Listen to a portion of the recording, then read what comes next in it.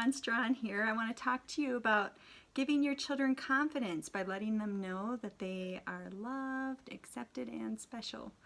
I was reviewing 1 Corinthians 12 today, and it talks about the spiritual gifts that the Lord gives us.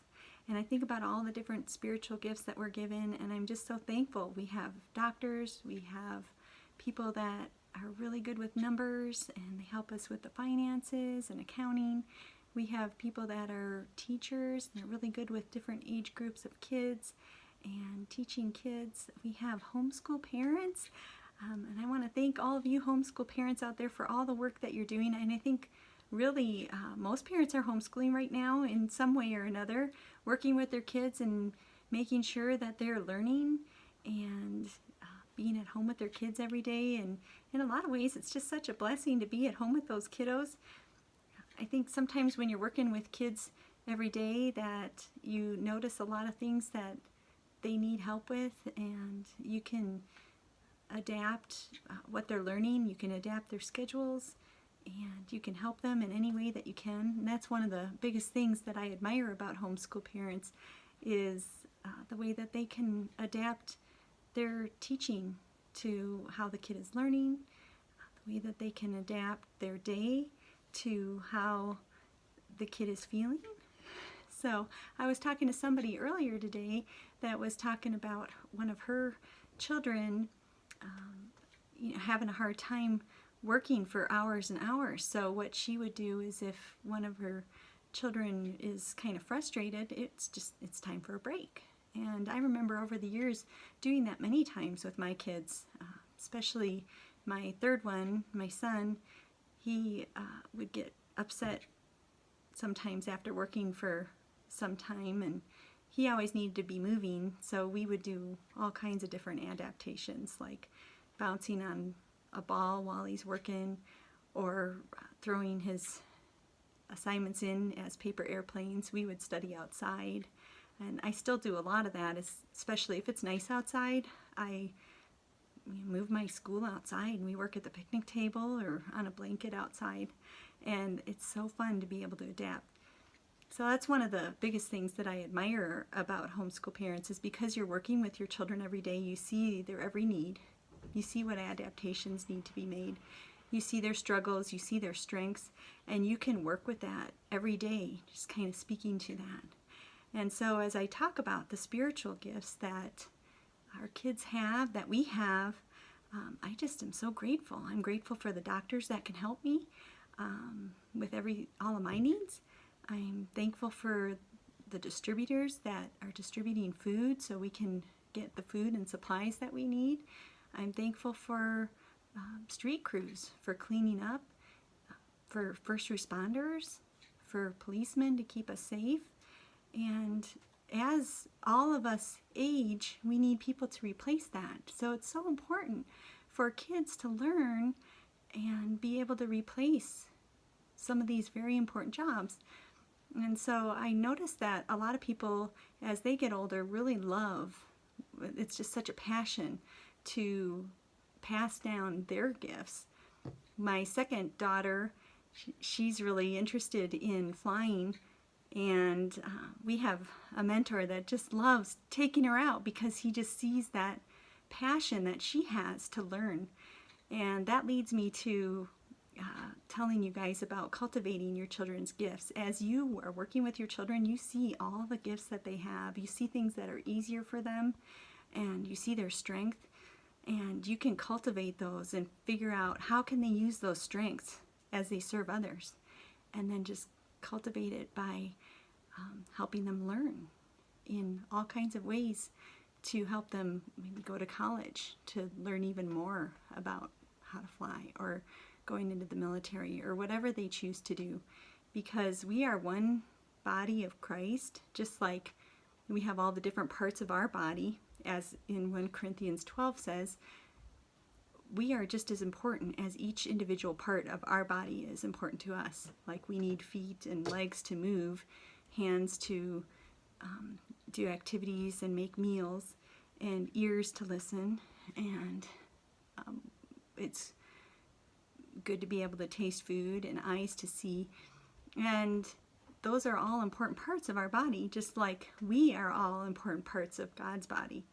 So as we work with our gifts in service of others, we are all working together to serve the Lord.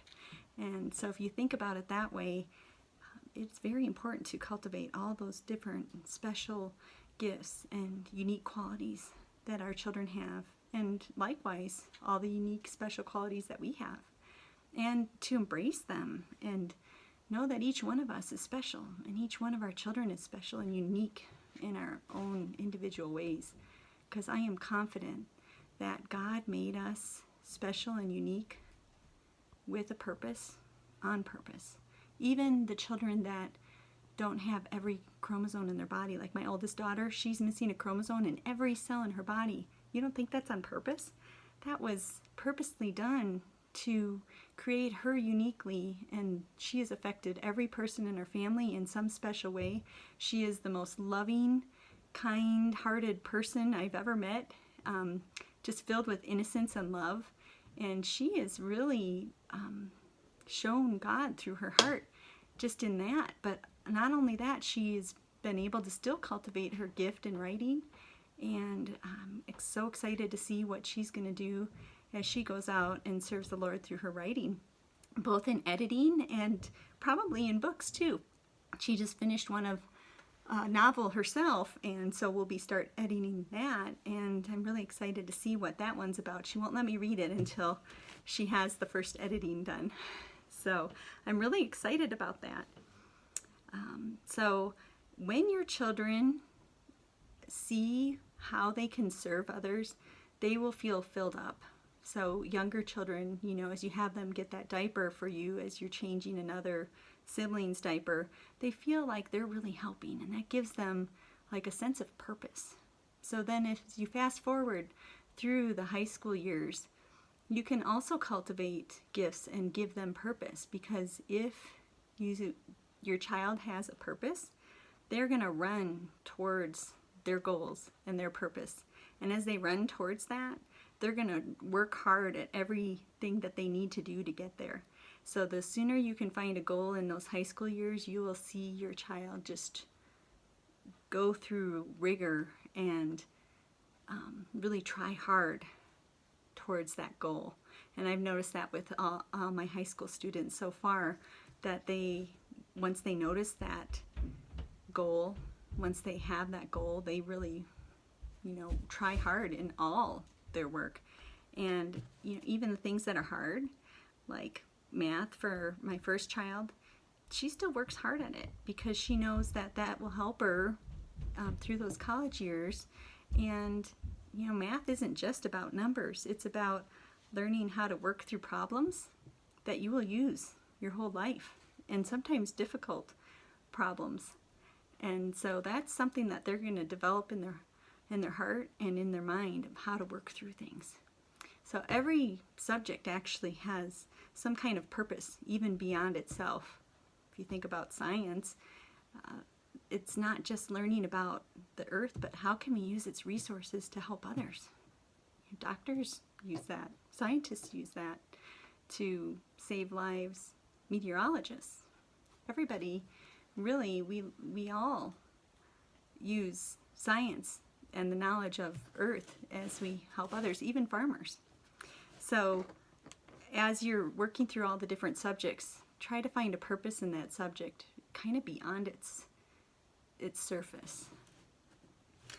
So back to 1 Corinthians 12, I just want to encourage you to really embrace all the gifts of everybody around you and be thankful for everybody around you.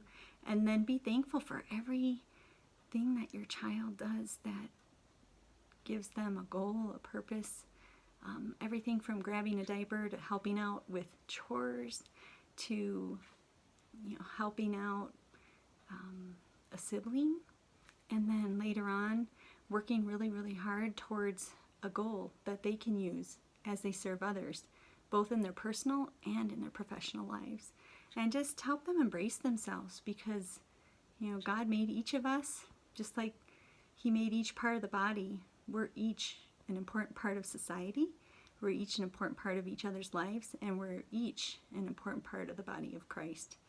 And so on that note, I just want to encourage you to give your kids an extra little hug today and know that they are loved, accepted, and special, just as you are.